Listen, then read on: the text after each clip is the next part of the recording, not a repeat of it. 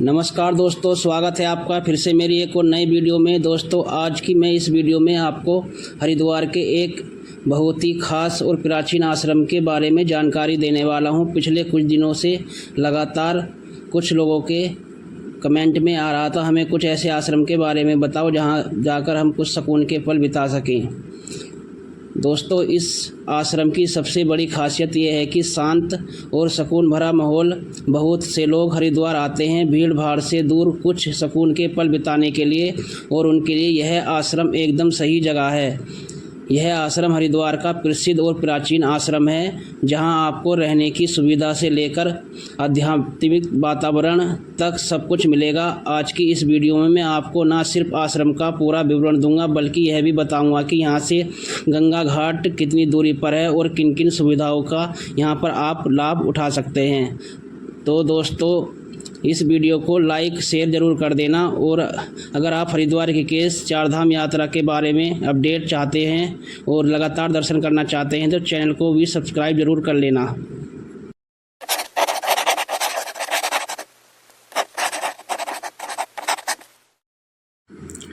तो दोस्तों, अब मैं पहुंच चुका हूं हरिद्वार के प्रसिद्ध सप्तऋषि आश्रम के गेट पर। यहां का प्रवेश द्वार काफ़ी बड़ा है, भव्य है। जैसे ही आप गेट के अंदर आते हैं, आपकी कार आराम से अंदर तक जा सकती है, क्योंकि यह पर कार पार्किंग की सुविधा भी उपलब्ध है। आश्रम के अंदर आपको कॉटेज टाइप रूम मिलेंगे। इन कॉटेज के बीच सुंदर गार्डन बने हैं और चारों तरफ पेड़ पौधे की हरियाली है। हर कॉटेज थोड़ी दूरी पर है, जिससे यहाँ का वातावरण और भी शांत सुकून भरा लगता है। सुबह शाम चिड़ियों की चहचहाहट यहाँ की खूबसूरती को और भी बढ़ा देती है। अगर आप चाहें तो आश्रम परिसर में बैठ सकते हैं। यहाँ फिर थोड़ी भी दूरी पर स्थित गंगा घाट पर जाकर आध्यात्मिक अनुभव ले सकते हैं। अब बात करते हैं इस आश्रम की मुख्य सेवाओं की। यहाँ वेद विधान से रुद्राक्ष अभिषेक और हवन कराया जाता है। करीब 300 साधु संतों के लिए प्रतिदिन लंगर की सेवा चलती है। छात्रावास में रह रहे लगभग 100 विद्यार्थियों के लिए निःशुल्क भोजन की सुविधा उपलब्ध है। आश्रम में गौशाला भी है, जहां गौ सेवा का विशेष ध्यान रखा जाता है। श्रद्धालुओं के स्नान हेतु पास में ही गोस्वामी गणेश दत्त घाट स्थित है। हरिद्वार में यह एकमात्र ऐसा आश्रम है जो आपको शुद्ध, शांत और आध्यात्मिक वातावरण से साथ साथ आवास की उत्तम सुविधा भी प्रदान करता है। दोस्तों, अब आगे बढ़ने से पहले आइए जान लेते हैं आश्रम का इतिहास, क्योंकि यह आश्रम हरिद्वार के लिए बहुत ही खास महत्व रखता है। साल 1943 में गोस्वामी गणेश दत्त जी ने इस आश्रम की स्थापना की थी। इस हिसाब से अगर देखें तो आने वाले सिर्फ 18 सालों में यह आश्रम अपने 100 वर्ष पूरे कर लेगा।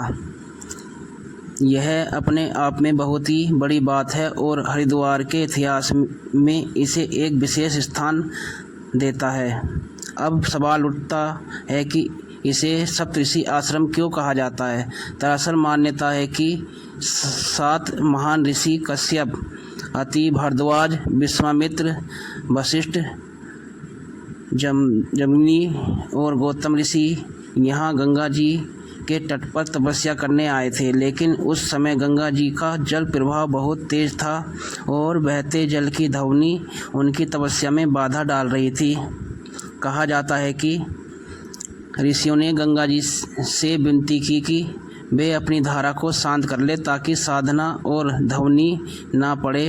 गंगा माता ने उनकी प्रार्थना स्वीकार कर ली और यहाँ आकर 7 धाराओं में विभाजित हो गई। इसी चमत्कार और मान्यता के कारण इसे सप्तऋषि आश्रम कहा जाता है।